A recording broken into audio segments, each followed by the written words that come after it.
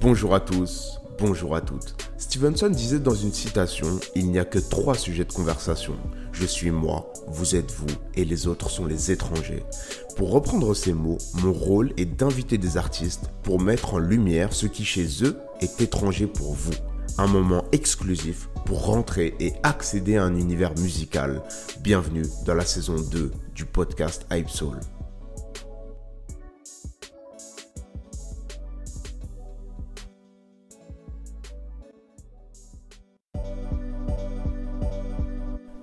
Pour débuter cette nouvelle saison, j'ai le plaisir de recevoir un très jeune artiste ayant émergé notamment grâce à des freestyles sur les réseaux sociaux.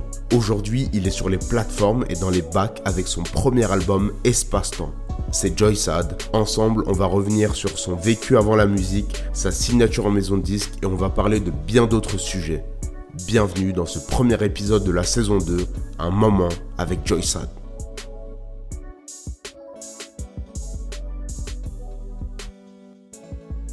Salut Joysad, comment tu vas? Bah écoute, ça va très bien et toi Youssef?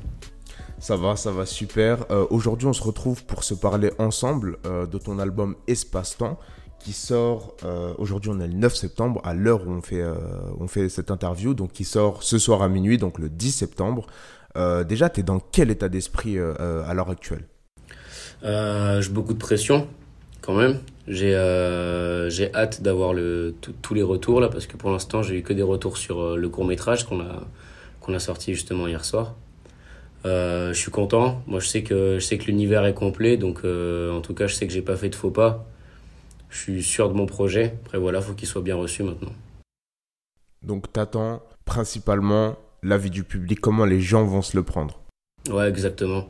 Moi j'attends pas, tu vois, je suis pas de ce genre, tu vois, vouloir vendre de ouf. Si ça se vend, tant mieux, tu vois, je m'en fous. Moi, je veux que les gens ils me disent que c'est un bon album. On va revenir, on va faire une grosse analepse, on va revenir à tes débuts dans la musique en tant qu'auditeur. Qu'est-ce que tu as écouté en premier? Qu'est-ce qu'on t'a fait écouter en premier quand tu étais vraiment beaucoup plus jeune? Quand j'étais beaucoup plus jeune, on m'a fait écouter des grands scratchs de Cut Killer. On m'a fait écouter du AKH. On m'a fait écouter beaucoup de L.I.M, Lunatic. Qu'est-ce que j'écoutais encore? J'écoutais Arsenic. J'écoutais du Sniper. J'écoutais pas mal de choses en fait de l'époque, quoi. Parce que de toute façon j'avais 9-10 ans, donc à l'époque là les nouveaux rappeurs, c'était tout juste La Fouine et tu vois genre. Après j'ai toujours écouté Booba du coup avec Lunatic. Et ouais, voilà, maintenant ça s'est diversifié, mais disons que j'écoutais pas quand j'étais plus jeune, que je commençais à kiffer le rap, j'écoutais pas les mecs qui venaient de pop. Genre j'écoutais pas trop La Fouine et tout, tu vois. Je restais vachement dans le old school. Ah, j'écoutais beaucoup Section d'Assaut aussi, énormément. Et c'était vraiment, dès que tu as commencé à écouter de la musique, c'est arrivé par le rap ou avant il y avait déjà de la musique, les parents ils écoutaient, par exemple les parents ils écoutaient quoi à la maison? Bah la daronne c'est... T'es fou, c'est RTL2 à fond. Mais sinon mon beau-père, ouais, c'est grave, c'est lui qui m'a fait écouter le rap de l'époque, quoi, tu vois, le vrai boom bap, quoi, le vrai old school, ouais, c'était vraiment lui, ouais. Ouais, un album en particulier que lui il kiffe, c'est L'école du micro d'argent. Moi aussi je le kiffe, du coup je l'ai saigné l'album. Et après voilà, c'était vraiment plus du côté de ma mère que c'était plus chaud niveau rap. Voilà, elle était pas trop là-dedans, quoi. Enfin, tu sais, t'as capté, elle aime pas trop les gros mots. Mais sinon, voilà, mon beau-père, lui, c'était vraiment le peura, et mon père, c'était le rock de ouf. C'est vrai que c'est plutôt varié, du coup, il y a 3 univers différents. Là. Et justement, quand est-ce que tu as eu ce déclic de passer d'auditeur de rap à artiste? Quand est-ce que, pour la première fois, tu as pris le micro, tu as pris le stylo, tu as fait un titre finalement? Est-ce que tu t'en souviens comment ça faisait? Ouais, bah en fait, c'était il y a longtemps aussi, hein. Parce que à cette époque-là, justement, où je commençais à écouter des rappeurs de ouf, j'avais envie de faire du rap aussi déjà. Parce que j'ai commencé à faire mon premier son, je devais avoir 11 ans, c'était sur un type beat YouTube, je crois, mais les type beat YouTube, c'était pas les mêmes qu'aujourd'hui en plus. Et après, derrière, sinon, en 2013-2014, j'avais déjà commencé à enregistrer des sons. Et j'avais même fait un son, heureusement qu'il n'est jamais sorti parce que je me serais fait défoncer. Je l'avais fait sur une des phases B d'un album d'Akhenaton, Je suis en vie. Il y avait toute une deuxième partie avec les prods. Et moi, je crois que j'avais fait un texte pour pour chaque instru, tu vois. Genre, j'avais refait l'album d'Akhenaton, tu vois. Et qu'est-ce que tu racontais justement dans ces textes? Oh, en vérité, j'étais jeune, hein, donc je racontais pas grand-chose, en vérité, à part des soucis d'un gosse, quoi, tu vois. C'était les soucis d'un gosse, mais bon, j'essayais de faire des belles rimes, en fait, à l'époque, beaucoup. J'essayais vraiment d'être super technique, tu vois. J'étais grave dans les figures de style. Carrément, je me rappelle, je surlignais, tu sais, mes assonances et mes allitérations, tu sais, pour pouvoir les replacer plus bas et que ça fasse des flows et tout ça qui se rappellent. Je faisais ça quand j'étais petit peu, j'étais vraiment très mathématique dans le rap, genre. On va voir si tu as des souvenirs. C'est quoi la différence entre assonance et allitération? Assonance, en fait, c'est pour les voyelles et allitération, c'est pour les consonnes. Parce qu'assonance, ça finit par un E et allitération par un N. Bon moyen mémotechnique, Ouais. pour le coup. Et là, on fait un gros saut finalement. Quand est-ce que tu t'es dit, tu as eu ce deuxième déclic finalement de dire, ok, moi, le rap, en fait, c'est pour moi. Je vais en faire quelque chose. Au-delà d'une passion, au-delà d'un passe-temps, finalement, tu te dis, le rap, c'est fait pour moi, je veux faire ça de ma vie. Alors j'ai eu ce déclic-là quand j'ai commencé à poster sur les réseaux sociaux en vérité et quand j'ai vu l'engouement que ça créait si facilement. Je me suis dit waouh, attends, je poste juste des vidéos d'une minute là et il se passe ça quoi. Donc peut-être que c'est pour moi en effet, tu vois. Peut-être qu'il faut foncer et donc du coup j'ai fait le gros plongeon dans le vide sans réfléchir et j'ai tracé.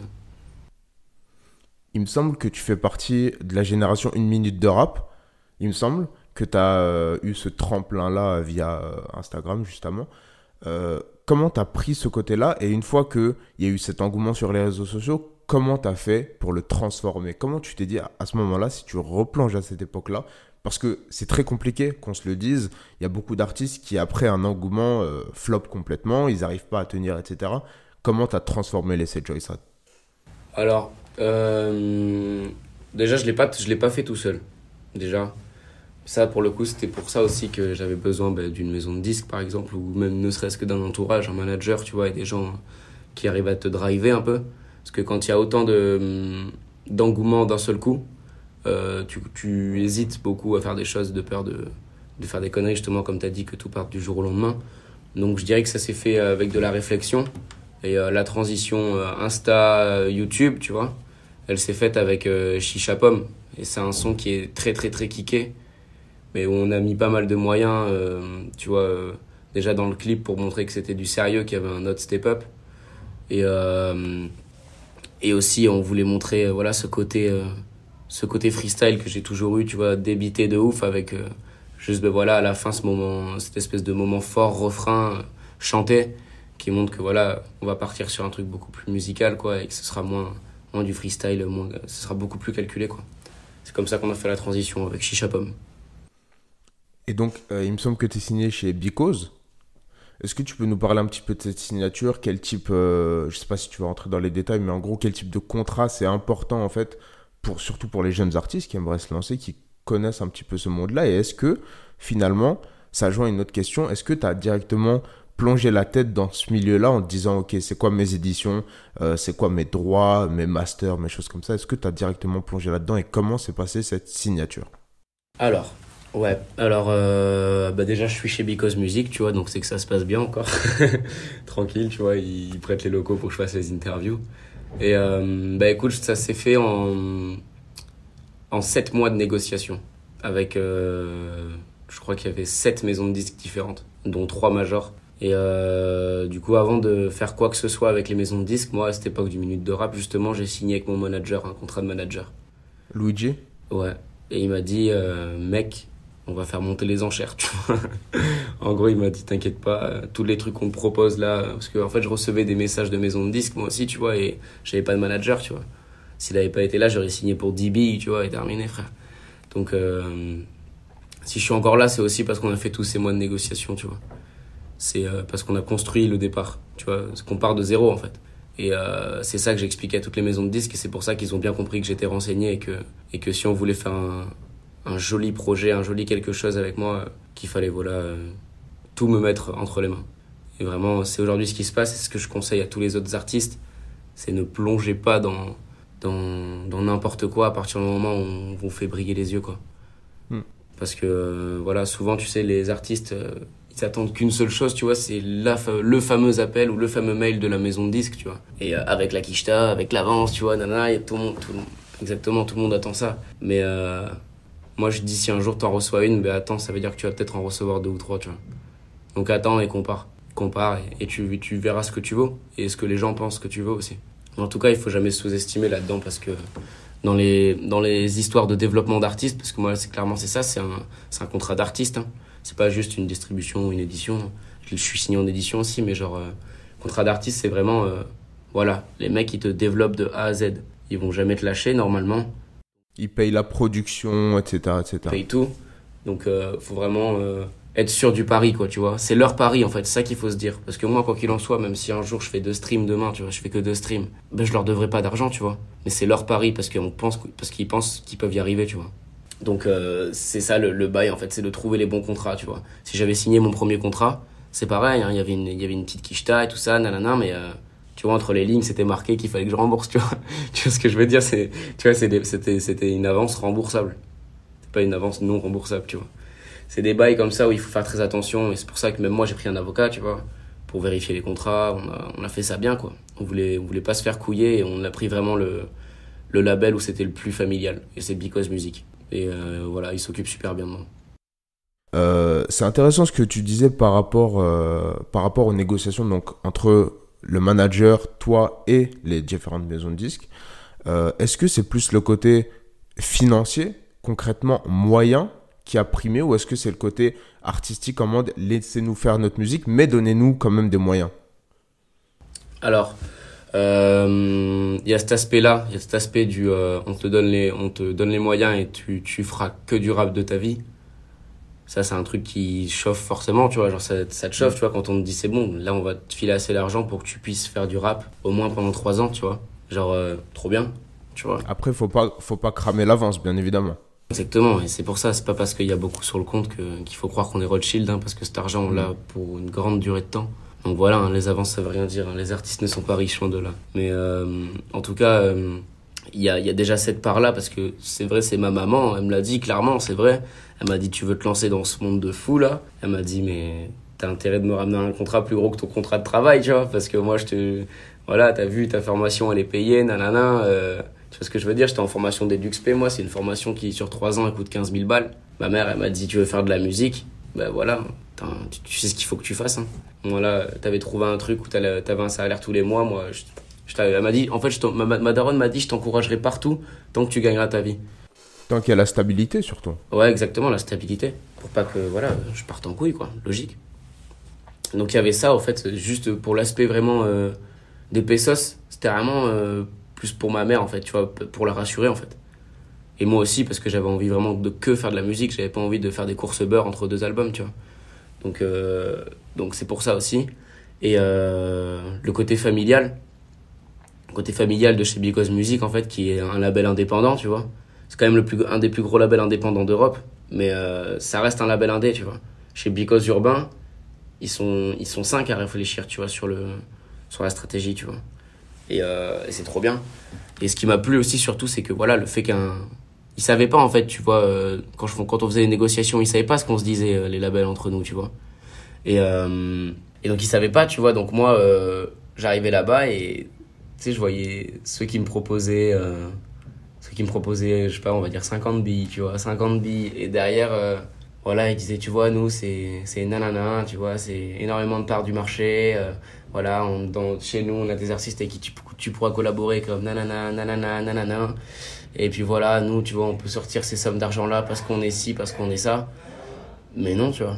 Parce que voilà, c'est ça que je dis, tu vois, si je m'étais arrêté là, je me serais fait baiser. Parce qu'après, je suis allé chez Because Music. Donc voilà, là, juste avant, j'étais chez des gens, j'étais chez une major que les mecs, tu vois, mon avance, ils me la sortaient de la poche, comme ça, ils me la posaient sur la table.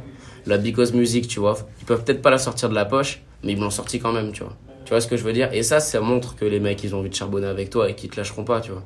Moi, ils me l'ont dit, on vise un projet long avec toi et c'est ça aussi qui m'a encouragé. Il faut vraiment discuter, les gars. Parce que même si les gens vous disent ouais, faut aller vite, là, ça commence à faire trop de temps de négociation, on a vraiment envie de vous signer, nanana. Non, c'est toi qui choisis, c'est ton poste, c'est toi le boss, tu vois. C'est ça que je peux dire à tous les jeunes. Comme dirait Gizmo, autour, il y a tu sais, il avait la métaphore d'un pistolet. Il disait le manager c'est la gâchette, un tel c'est le truc, mais la bastos c'est toi au final. C'est ça, exactement. Et le flingue il sert à rien s'il n'y a pas la bastos. C'est ça, t'as capté. Mais donc par rapport à ça, moi j'avais une question intéressante. Pourquoi tu signerais Joysad? Qu'est-ce que tu dis qui plaît chez toi? Pourquoi on miserait sur toi? Pourquoi on miserait sur moi? Je pense que faudrait miser sur moi parce que je pense que le rap se diversifie de plus en plus et que je l'espère un jour on sera aussi diversifié qu'aux States. Que voilà, on se posera plus la question du lui il vient de quartier, il doit faire du rap de quartier, lui il vient de campagne, il doit faire pas du rap. Tu vois, genre aujourd'hui il y a plus de ça, tu vois. Genre mec, t'as des grands bandits mec qui turn up sur The Kid Laroi, tu vois. Genre Tout à fait. et ça on n'a pas ça en France, tu vois. Et j'espère qu'un jour ça va venir et je pense que je serai un des premiers à valider tout ça et à le prôner parce que j'ai toujours pas réussi à me foutre dans une case. Au final. Ouais. T'as sorti un EP le 1er janvier 2021, je crois, qui s'appelle Palindrome. Qu'est-ce que tu retiens concrètement? Quels ont été les retours? Et qu'est-ce que tu as pris de ces retours pour pouvoir faire cet album Espace-Temps qui sort ce soir minuit à l'heure où on se parle? Alors, ça m'a appris que les gens aimaient beaucoup ce côté émotionnel. Parce que voilà, il y a des sons qui ont été archi streamés comme Ciel et Terre. Ouais. Et voilà, j'ai compris qu'il fallait pas que je cherche à faire autre chose de compliqué. En fait, il fallait que je reste moi tout en me diversifiant et apportant que des nouvelles couleurs à chaque fois, mais toujours garder cette fibre Joysad, quoi, cette fibre de pureté, de franchise. Tu vois, de. Rien à foutre, mec, tu me tailles, tant pis, tu vois. Genre, c'est vraiment ça, quoi. C'est vraiment le mec, voilà, mon message, c'est fais ce que t'as envie, quoi. Vraiment, je suis vraiment dans cette optique-là. Je suis pas dans l'optique gros pec, meilleur cam, tu vois. Je suis pas là-dedans. Voilà. Donc ça m'a appris vraiment à savoir ce que je dois faire plus tard et comment le faire et ce qu'il faut éviter et ce qu'il faut surtout bien refaire, tu vois, aussi ce qui marche en fait, parce que c'est important. Hein. C'est important de refaire ce qui a déjà marché en mieux, tu vois. Tu vois, genre je pense à, je sais pas moi, je te cite un exemple de ça. Madrina Blanche. Les deux mêmes sons, mais les deux ont super bien marché, c'est les deux mêmes feats. Tu vois, et ça marche. Donc il y a toujours cet esprit-là qu'il faut garder, tu vois. Maes, il l'a gardé. Maes, il est arrivé avec les derniers salopards. Trop fort. Trop fort, tu vois, il a magnifique. Il a même des sons où il murmure, tu vois. Et c'est Maes. C'est Maes, tu vois, il peut se permettre, ça y est, il a montré. Triple platine, alors on se parle. Magnifique. Trop fort. Et donc, justement, par rapport à ça, tu as été dans les 11 rappeurs à suivre de Bouscapé, il me semble. Donc, à l'heure où on se parle, est-ce qu'on peut te placer dans la catégorie rookie pour la question qui est à suivre? Ouais, vas-y, hein. Je suis chaud. Est-ce que, avec cet album, tu veux passer un cap pour ne plus être un rookie? Et sinon, est-ce que tu penses... Parce que rookie, c'est une catégorie très dangereuse, dans le sens où beaucoup de mecs étaient de très bons rookies, ils sont arrivés dans la catégorie au-dessus, ça a commencé à être un déclin. Ouais. Est-ce que tu penses passer un cap réellement avec cet album ou rester un rookie jusqu'à... Moi, je pense que je suis destiné à faire une ascension longue, mais qui redescendra pas tout de suite, loin de là. Je pense que je suis destiné à faire ça, parce que c'est ce qui se passe depuis le début. Et même si je pense qu'il va y avoir un coup de boost à l'album, ça risque d'être long. Et je pense que je m'assumerai en tant que rookie. Et s'il faut que je passe la case d'au-dessus, on le fera.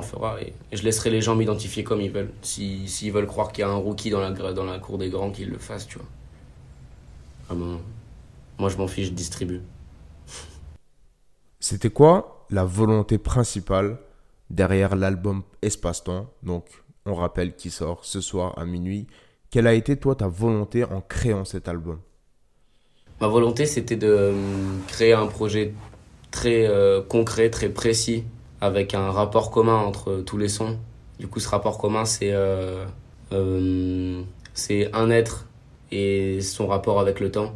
Et ça, on le retrouve dans presque tous les sons.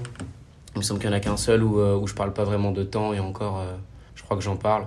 J'avais envie de créer une belle image déjà aussi, une image qui me ressemble, une image identique à ma personnalité en fait, Et du coup, j'aimais bien ce côté, de l'espace-temps et du trou noir. Parce que voilà, dans l'univers, le seul endroit où l'espace-temps est distendu, c'est dans un trou noir. Et j'aimais bien ce fait de, voilà, je dis souvent que le temps me glisse dessus.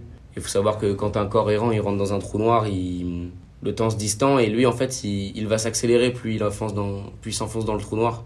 Sauf que dans le regard extérieur des gens, c'est comme si tu regardais un trou noir, quelqu'un qui va rentrer dans un trou noir. À base gala, tu vas le regarder de loin.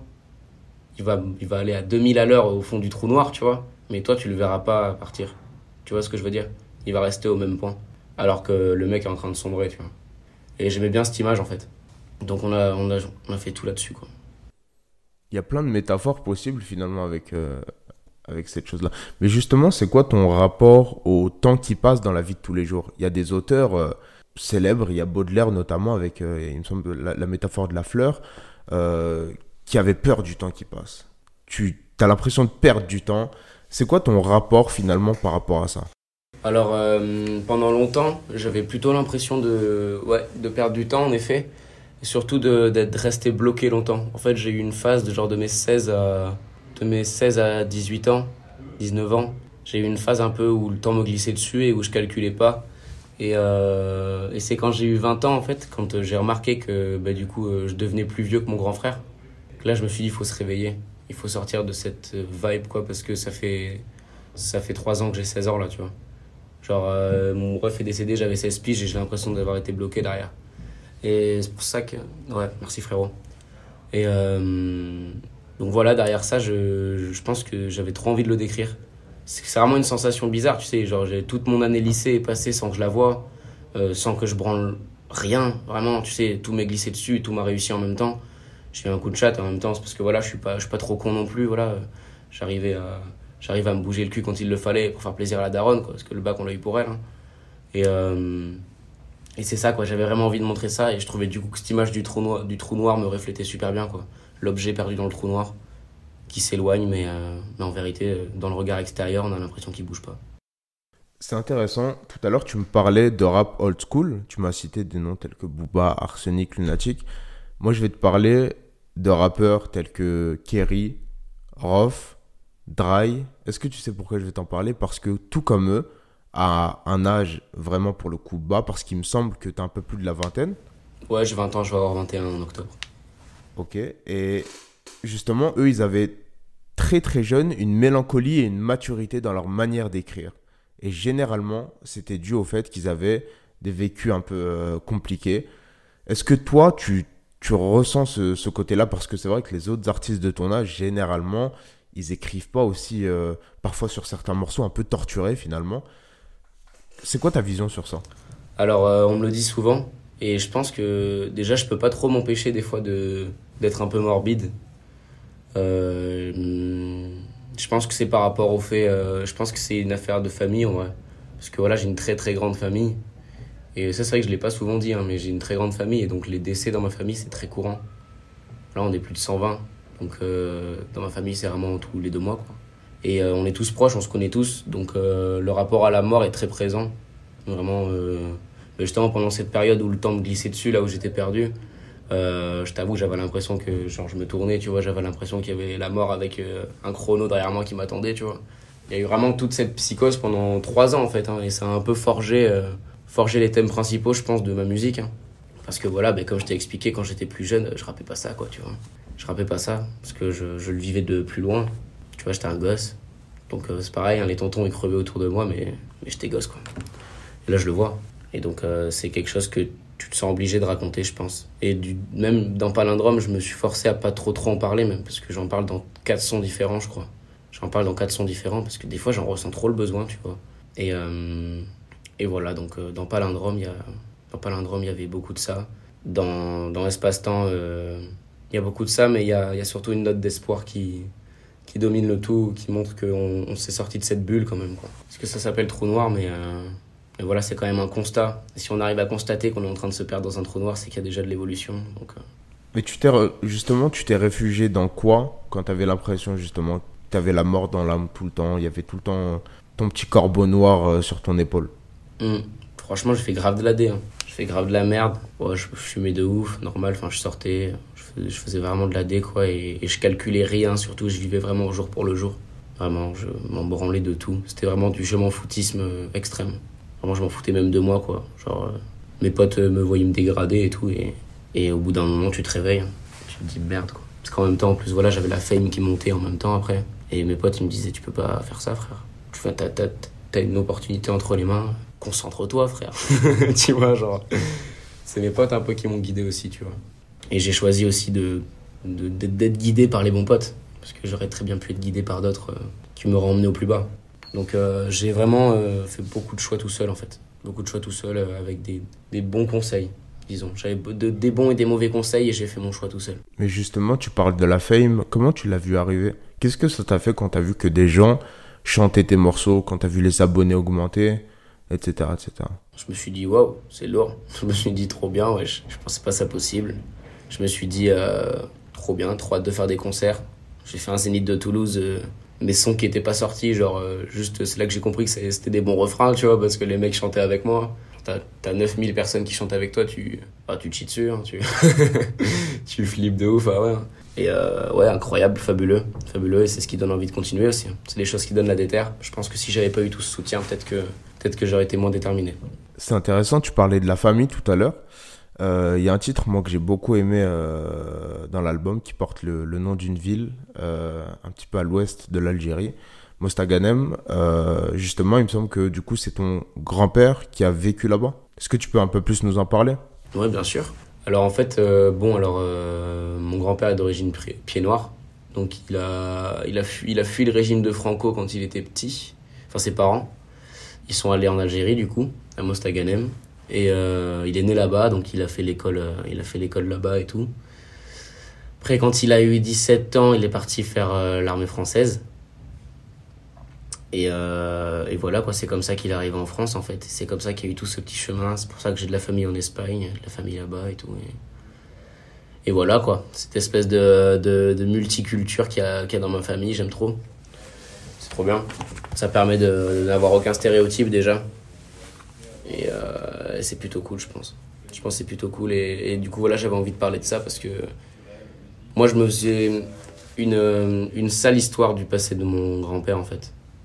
Je me disais toujours que c'était la hasse de ouf, tu vois, et que lui, il s'en est sorti, et que voilà, vraiment, ça devait être vraiment la merde à l'époque, à Mostaganem et tout ça. Et puis j'en ai parlé avec lui, tu vois. Et il m'a dit, mais pas du tout. Il m'a dit, mais pas du tout. Genre, j'étais jeune. Moi, Mostaganem, c'était les copains. C'était le foot. C'était mes débuts, parce qu'il a aussi joué en Algérie, tu vois. Après, derrière, il a joué en semi-pro à Saint-Etienne, mon grand-père. Il était dans l'équipe 1 de Mostaganem aussi, tu vois. Et genre, il kiffait le foot, tu vois. Genre, lui, c'était vraiment ça, sa life. Il m'a dit, non, c'était pas la merde en mode, on doit fuir le pays, non. C'était pas ça. Les parents étaient dans ça, il me disait. Il me disait, moi, mes parents, c'était ça. Moi, c'était chaud pour mes parents. Mais il m'a dit, moi, j'ai kiffé. Et donc, je trouvais ça trop bien de le raconter de cette manière-là, tu vois. De raconter, moi, je pensais que, voilà... moi, de l'autre côté, je croyais que c'était le ghetto, mais papy disait que c'était le foot et les poteaux, tu vois. Genre, c'est vraiment ça, quoi. C'est vraiment, tu sais, voilà, moi, je suis né en France, tu vois, c'est mon petit avis de français, tu vois. Et j'ai mon papy qui me regarde et qui me recadre et qui me fait, bah non, frérot, c'est trop bien, tu vois. Ça a été incroyable, mon enfance. Et je trouvais ça beau, du coup, de montrer ça, quoi. Parce qu'on a tendance à, justement, ben voilà, on est super mal informé par rapport aux pays maghrébins, en vérité. Tu vois, on sait pas trop. Voilà, aujourd'hui, tu vois, aujourd'hui, voilà, ce mois-ci, on a eu des news sur l'Algérie parce qu'il y a un feu. Je crois que ça fait 10 ans que j'ai pas entendu parler de l'Algérie à la télé, tu vois. Genre, c'est ouf, il faut qu'il y ait des feux pour que ça parle de... Bref. Voilà, quoi, j'avais envie de montrer la réalité, comme je fais tout le temps, en fait. Et je pense que la vie d'un papy qui est né là-bas, il n'y a rien de mieux, je pense. Pour le coup, ouais. C'est intéressant parce que j'y étais au moment des feux, donc incroyable. C'est plutôt intéressant. Mais du coup, moi, j'aimerais te parler un petit peu des invités. On va commencer par Fianso, très important. Comment s'est faite la connexion justement avec Fianso? Alors la connexion, elle s'est faite très facilement. Il a appelé direct le boss de Because, mec. Il a appelé le boss de Because. Il a dit, ouais, Manuel, écoute, c'est qui ton artiste, là, Joycead? J'aimerais bien le rencontrer, nanana. Et il est venu direct. Il est venu, on s'est vu, il m'a appelé même. Il m'a dit écoute mec, faut absolument qu'on se voit. Si tu me veux pour quelque chose, pour un projet, quoi que ce soit, n'hésite pas, tu me demandes, ce sera avec plaisir. Il m'a dit j'adore ta technique, il m'a dit Californie, j'ai adoré, je te trouve trop fort. En gros, il m'a dit et j'ai envie de faire des trucs avec toi. Donc il m'a même aiguillé, il m'a dit t'inquiète, plus tard je te rappellerai, j'aurai du théâtre pour toi, j'aurai des films pour toi. Vraiment, il est trop chaud. Il m'a dit ça fait chier parce qu'il n'y a aucun grand qui est derrière toi et tout ça, putain je comprends pas. Il m'a dit en gros je comprends pas pourquoi il y a que moi qui t'ai démarché en fait. Avec Seth Gecko, d'ailleurs c'est un ami à Seth Gecko tu vois aussi. Il m'a dit je comprends pas pourquoi il y a que Seth et moi qui t'ai démarché tu vois. Dédicace avec Seth Gecko avec qui j'étais il y a encore quelques semaines. Incroyable, c'est le boss Seth Gecko, grosse casse d'aide à lui, le tonton. Et ouais du coup il m'a dit mec t'aimes bien rentrer dans le cercle? Je lui ai dit ouais j'aime bien rentrer dans le cercle. Il m'a dit tu vas faire rentrer dans le cercle. Je lui ai dit vas-y je suis chaud. Et voilà il est venu au studio, la rencontre elle était incroyable, trop fort. Le mec il écrit sur papier au fait, c'est une petite anecdote, il écrit sur papier Fianso. À l'ancienne, un tonton. Ouais, un café, une clope. Voilà, beaucoup de clopes, il n'y en a pas qu'une. Ah ouais, 3 minutes, un café, une clope. Toutes les 3 minutes, il recharge. Ah ouais. Ouais, il est cigare maintenant. Maintenant, il est cigare un peu là. C'est vrai. Depuis Affranchi, etc. Ça, c'est depuis la Didi, depuis la direction. Tout à fait. Et il a le droit, il peut se le permettre après toutes ces années de charbon. Mais du coup, c'est intéressant. Moi, je voulais te demander, et au passage, si mes souvenirs sont exacts, il me semble que soit vos 2 épisodes sont pas très loin, ou il me semble que tu es sur le même épisode que Seth Gecko. Ouais, sur le même cercle. Et tu t'es dit quoi quand il a commencé à rapper, ou tu penses qu'il y a eu un petit truc en mode je vais lui montrer quand même au tonton, ou pas du tout? Bien sûr. Non, mais moi, quand j'y suis allé, frérot, je te jure, j'étais en mode ok, il y a des a priori sur moi de ouf. Les gens ils vont me guetter en mode l'ovni, tu vois, l'autre avec sa face de poulpe, tu vois, le légume là. Et je me suis dit si on y va mec, on s'assume frère, on déterre. J'avais envie de faire un truc kické, tu vois, avec un méga saut rempli d'autodérision, tu vois, et avec des grandes punches qui tabassent quoi et qui montrent que j'en ai rien à foutre et que personne m'arrêtera en fait. C'était ça la déterre que j'avais pour rentrer dans le cercle, et ça a bien marché parce que c'est un des freestyles qui a été le plus repartagé, tu vois. Donc moi je suis refait, pari réussi. Enfin même tu vois je l'ai senti en...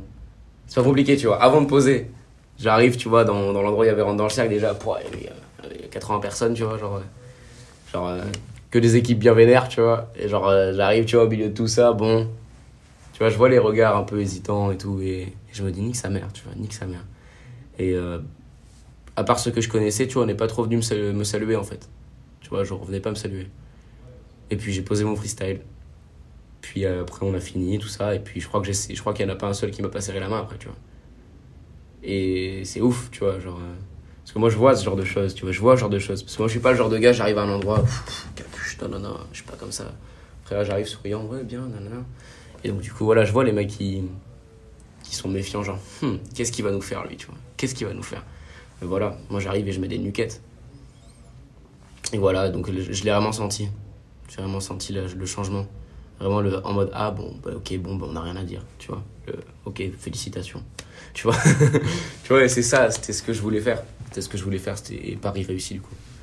Un peu comme Nekfeu qui arrive au studio de Calage Criminel et qui check un poteau qui a un fusil à pompe dans la main. Ouais, exactement. Voilà. Cette anecdote incroyable. Ouais, c'est incroyable l'anecdote. Naturel, en chill. Et tout à l'heure, tu me parlais de la vision que tu as de ta carrière. Tu as dit que tu te voyais faire une longue ascension. C'est intéressant. Aujourd'hui, il y a beaucoup de jeunes artistes. Par exemple, il y a Kobalade, il y a Maes qui ont dit moi, il me reste un projet ou 2. Et je crois que Koba, c'est 2 projets. Et j'arrête alors qu'ils ont 20, 21 et 24 ans pour Maes, 25 ans. Toi, comment tu te vois? Est-ce que maintenant, là, tu as une vision vraiment de l'avenir? On parle de longue ascension, c'est intéressant. Il y a Fianso qui a fait une très longue ascension. Comment tu te vois, toi? Combien d'années de carrière tu te vois faire concrètement? Franchement, je crois que je vais rapper jusqu'à ce que ce soit épuisé. Hein. Franchement, je vais tellement ouvrir sur d'autres trucs qui peuvent entourer le rap, tu vois. Genre, je sais que quoi qu'il en soit, je vais vivre de ça, tu vois. Enfin, je vais vivre grâce à ce que j'ai fait pour en être là au moins au minimum, tu vois. Je sais que quand on arrive là où je suis, tu vois, c'est pas dit que tu pètes de ouf, mais t'es vraiment un bolos si t'arrives pas à t'en sortir plus tard avec les autres trucs qu'il y a autour, quoi, tu vois. Genre, je me dis qu'il y a ça, quoi qu'il en soit, c'est ce qui me permet de relativiser, mais mon but, c'est quand même d'être premier, tu vois. Donc, je sais pas en combien de temps je le ferai. Je suis persuadé que ce sera pas rapide. Tu vois, je suis persuadé que ça prendra du temps. Parce que je pense que le rap, il est pas encore ready à accueillir autant de variétés de sons, en fait, dans un même projet, tu vois. Pour un mec qui arrive. Parce que voilà, je suis pas Damso, tu vois. Damso, là, il peut se permettre de faire un truc hyper... Toi, c'est ta carte de visite. T'as capté, moi c'est ça, tu vois. Genre Damso, il a cherché à faire ça pour ajouter des couleurs et tout, tu vois, pour... Voilà, mais moi non, j'ai juste cherché à être moi-même, en fait, tu vois. On va passer sur un deuxième invité. Il y a Tsu The Kid sur l'album, sur le morceau Tout quitter, il me semble, que moi j'ai beaucoup apprécié au passage. Comment elle s'est faite, cette connexion, et comment s'est fait le titre finalement, le créneau sur lequel vous êtes partis, etc., etc. Bah, Tsouloulou, déjà, c'est mon ref. Tu vois, c'est vraiment un gars, on se suit depuis, même avant une minute de rap, parce qu'on faisait le rap français tous les deux avant de faire une minute de rap. On avait même pas 2000 abonnés, je crois. Donc on se connaît depuis très longtemps. Lui, il a tellement décollé, je suis trop content pour lui, tu vois. Et ça fait 3 ans qu'on se dit qu'il faut qu'on feat.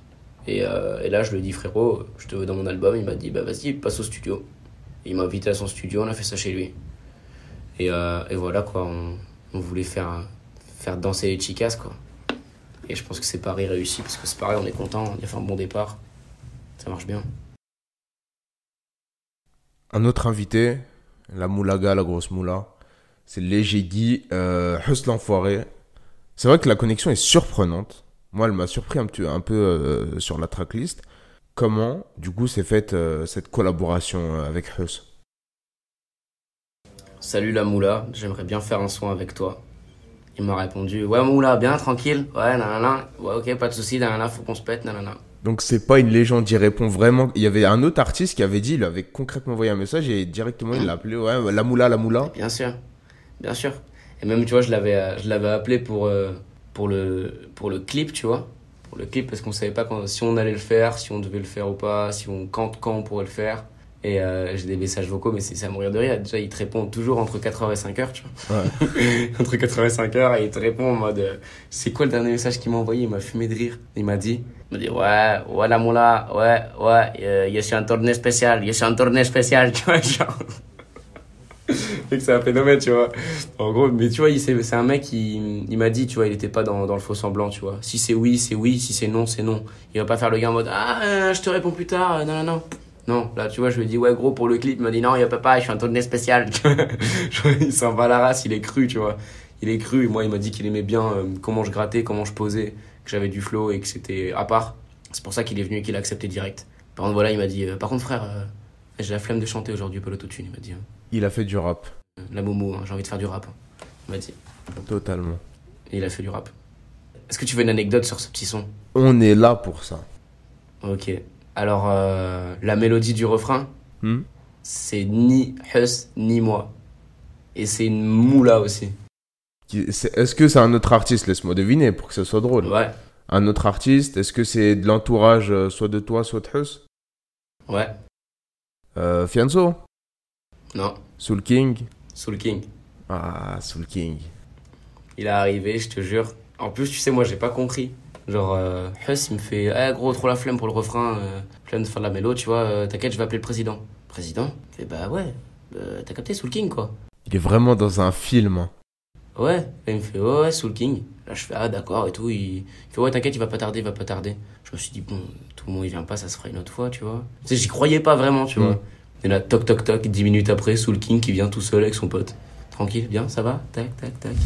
Il arrive, on lui a fait écouter le son, c'est bien, non, c'est bon, j'ai une idée de refrain. Il allait en cabine, et voilà. Nanana, nananani, nanani, nanana, tu vois. C'était Soul King, tu vois. Et si t'écoutes bien le refrain, tu réécouteras. On a gardé sur la partie du refrain de Huss l'enfoiré, on a gardé les ambiances de Soul King. Ça fait ouais. Ok, je recheckerai, j'ai même pas checké pour le coup. Ouais, et là tu vas faire ah ouais, tu vois. On entend sa voix directe. Et attends, info importante aussi pour montrer que c'est quand même un bavon de fou, Soul King. À la fin, je vois mon manager et tout, il est tape l'épaule comme ça, il lui fait bon écoute, du coup on fait comment pour les points et tout ça, tu veux qu'on se débrouille comment? Il fait quoi, quel point? C'est bon, moi j'ai fini, au calme, il y a rien frère, genre je m'en vais, c'est bon, tu vois, genre il a rien demandé frère. Il voulait pas être top liner du morceau. Voilà, t'as capté. Genre il est arrivé, il nous a dit voilà, moi je le fais pas avec le cœur, mon poteau il me demande, je viens, c'est tout, tu vois. Et ça marche beaucoup comme ça en fait dans la musique, tu vois. En vérité, genre souvent c'est vraiment tout à l'œil, les mecs ils font tout à l'œil. C'est ça, ça leur plaît, ils le font. Parce que c'est quand même des amoureux de la musique, tu vois. Est-ce que toi, dans ta carrière musicale, tu as pu avoir des influences, des artistes chez qui tu as capté des couleurs qui étaient intéressantes et qui se sont retransmises dans ta musique à toi, volontairement ou involontairement, dans ta carrière? Je pense que je me suis longtemps posé la question, vu qu'à ma période collège et tout, tu sais, j'écoutais vachement du rap à texte, genre Nekfeu et tout ça, tu vois. Je pense qu'au niveau de l'écriture, j'ai été vachement influencé par tous ces paroliers, en fait. Tous ces mecs chauds de la plume, là, tu vois. Genre, même récemment, tu vois, par exemple, il y en a un qui, d'ailleurs, qu'on s'est déjà parlé aussi, que je salue, c'est Frénétique, tu vois. Je trouve que son écriture est très technique. Et ces jeux de mots, c'est un truc, tu vois, moi, ça qui m'inspire, par exemple, tu vois, cette vivacité d'esprit, en fait. J'ai vraiment tiré, tout ce que j'ai tiré dans les artistes d'aujourd'hui et même d'avant, c'est vraiment tous leurs aspects créatifs dans l'écriture. Le fait de pouvoir créer de l'attraction sans forcément être dans la gimmick et tout, tu vois. Mais dans l'image. Ouais, tu vois, genre, je reprends ça. Putain, faudrait que je trouve un exemple. Genre Nekfeu, en vrai, Nekfeu, c'est le meilleur exemple. Déjà, le mec, il fait 3 perfects, tu vois. Il sort 3 albums, 3 perfects. Et je sais pas, ses refrains, ils étaient jamais. Enfin, jamais, non. Il y avait des refrains de ouf quand même, mais il y avait certains refrains qui étaient pas chantés. Genre, je pense à Le Horla. Je sais pas si tu te rappelles de son. Le Horla, tu vois. Juste sa phrase, elle est trop connue, tu vois. Je me sens comme Maupassant quand il écrivait Le Horla. Tu vois, genre. Simple, efficace, tu vois. Le mec, il montre qu'il a de la culture, tu vois. Et j'aimais bien, voilà, ces mecs qui étaient différents, en fait. Qui étaient différents dans l'écriture. Après, même si ça se retrouvait au niveau des flows, des fois pour certains et tout ça, ou au niveau de la vibe, au niveau des thèmes, il y a des mecs, voilà. Voilà, si tu veux rapper la rue, il y a des mecs qui rappent mieux la rue que d'autres, tu vois, moi, je pense. Il y a des mecs qui rappaient la rue intelligemment, quoi. Et ça, je kiffe. Comme. Attends que je te trouve un bon exemple. Sans être trop old school non plus, on va essayer de trouver un gars de la new school. Bah déjà Frénétique, incroyable. Je trouve qu'il rappe trop bien la rue. D.A.U.Z, trop fort. Mais justement, il y a D.A.U.Z a écouté un artiste quand il était jeune, donc D.A.U.Z quand il était jeune. Est-ce que tu penses que tu pourrais me citer donc il y a un classement qui a été établi avec des statistiques, etc. Le rappeur français, au jour d'aujourd'hui, qui a utilisé le plus de mots différents dans son lexique, dans ses textes, sur tous ses albums. Le mec qui a utilisé le plus de mots variés et différents. Je réfléchis. Il me semble que j'avais vu un bail avec Akhenaton, mais je sais pas si c'est lui. C'est intéressant parce que c'est un artiste qui, toi tu vas avoir 21 ans, à 21 ans, il a écrit un classique, un artiste dans la mélancolie, qui écrivait très bien, très jeune, et c'est Rof, qui a écrit Génération Sacrifiée, notamment à 21 ans, qui a utilisé le plus de mots différents au sein de sa carrière. Putain, trop stylé ça. C'est archi classe. La petite anecdote du jour. Trop bien. On connaît Joysad, rappeur, mais aussi Joysad, acteur. Tu joues dans ton propre court-métrage qui est sorti donc hier, si je me trompe pas. Oui, monsieur, carrément. Alors, j'ai sorti mon court-métrage qui s'appelle Trou Noir, qui est donc un accessoire à espace-temps, un gros accessoire quand même.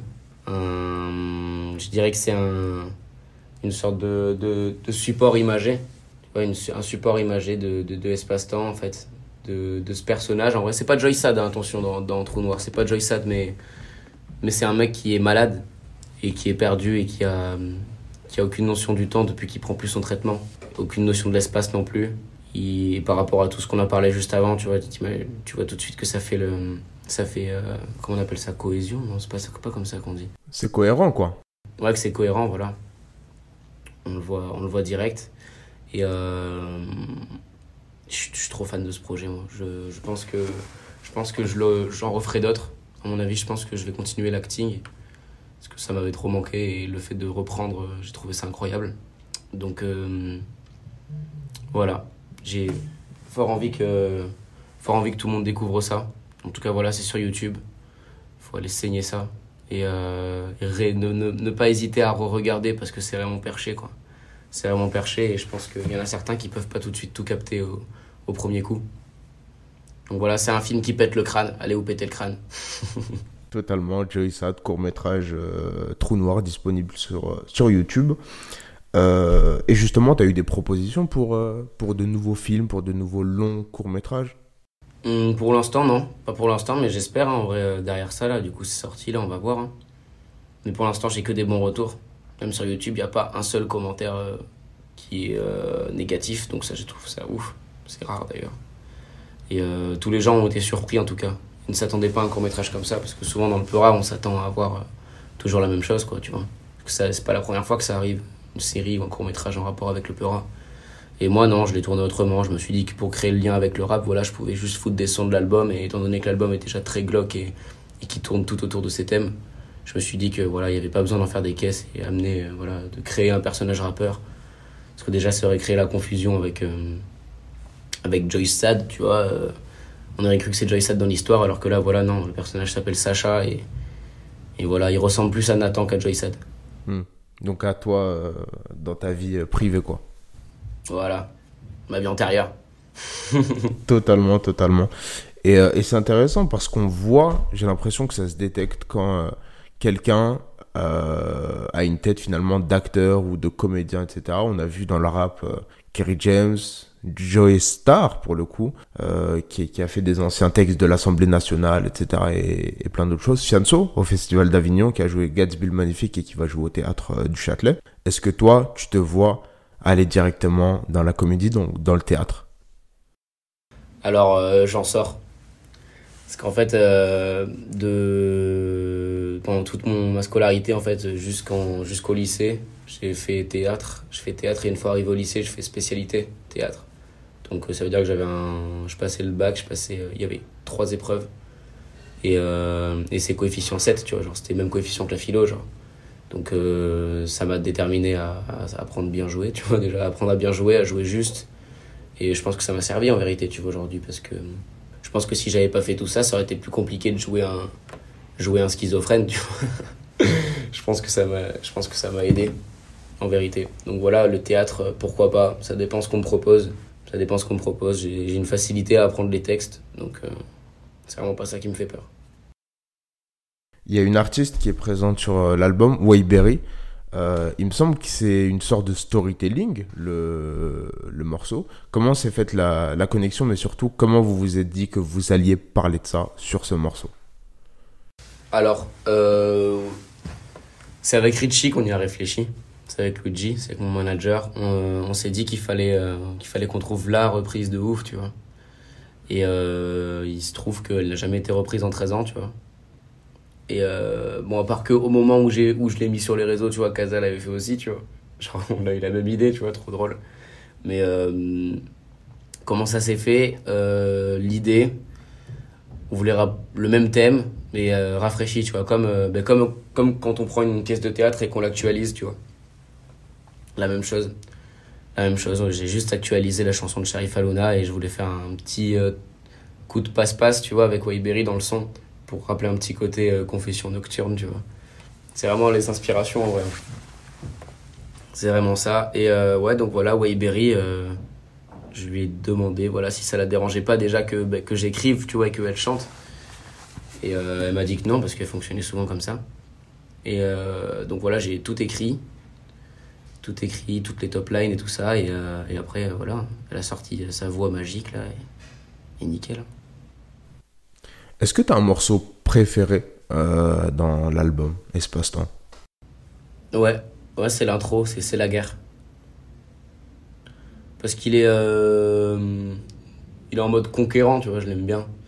Je pense que c'est un des plus dramatiques de l'album aussi. Parce que genre, je trouve que y a plein de moments impactants, tu vois. Genre, le pré-ref du son, tu vois, je suis là et genre, je compte mes morts que j'ai eu dans l'année, tu vois. Genre, tu vois, c'est ça le pré-refrain. Genre, c'est hyper glauque, tu vois. Et je l'aime bien. Je trouve qu'il fait mal au cœur ce son. Enfin, en tout cas, je sais que c'est chaud de le faire écouter à mes darons, genre. Pour ma dernière question, c'est ma mise en situation que je fais à tous les artistes qui sont présents avec moi en interview. Est-ce que tu es prêt? Est-ce que déjà, pour la première partie de la mise en situation, tu as un artiste, tu as une collaboration de rêve? Elle peut être impossible, elle peut être infaisable. L'artiste peut être décédé d'un autre genre musical. Un artiste avec lequel on t'accorde une session studio. Tu prends qui?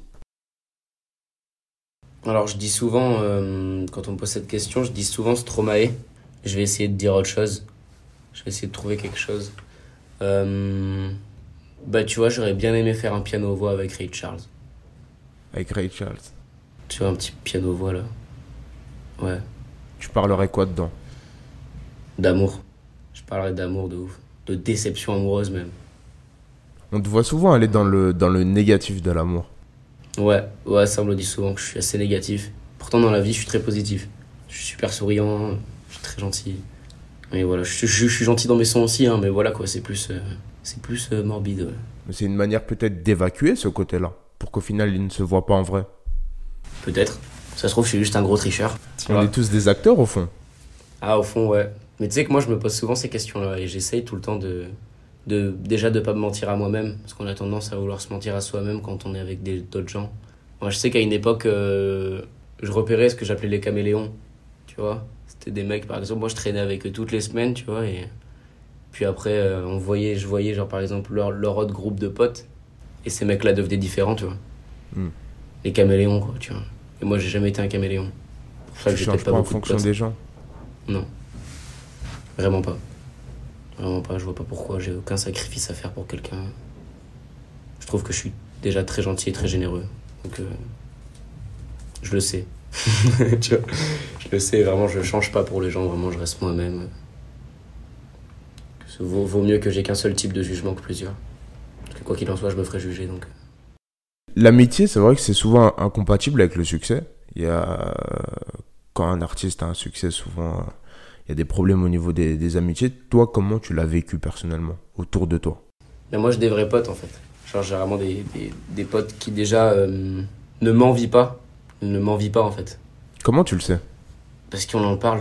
Genre, moi, je sais que la plupart, ils m'encouragent à fond, tu vois. Bah voilà, la preuve, tu vois. Genre, j'ai fait une espèce de. Enfin, tu sais, j'ai fait le court-métrage, tu vois, et on est venu en équipe, tu vois. À Bordeaux, on a fait le SGA. Enfin, ils sont là quand il faut être là, tu vois, et jamais ils m'ont gratté quoi que ce soit. C'est pas des mecs comme ça, en fait, tu vois. Genre, je vais au bar, on est 40 autour de la table, tu vois. Si je dois payer un truc, c'est que c'est moi, je le paye, tu vois. Jamais on va me dire, ouais, paye-moi une pinte, paye-moi ci, nanana, putain, mais ouais, j'attends, t'as vu tes avances, nanana. Y a pas de ça, tu vois. Y a pas, déjà, on se charrie pas sur ça, tu vois. Genre, on n'est vraiment pas dans ces bails d'argent, tu vois. On partage, en fait. Bah, déjà, c'est le Sud, tu vois. C'est genre les mentalités du Sud, en fait. C'est vraiment, voilà, quoi, tranquillement. Et en fait, dans mon groupe, il y a vraiment de tout, tu vois, c'est ce que je dis souvent.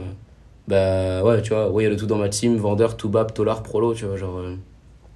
Et c'est vraiment, c'est trop varié, en fait. Donc, on peut pas s'envier.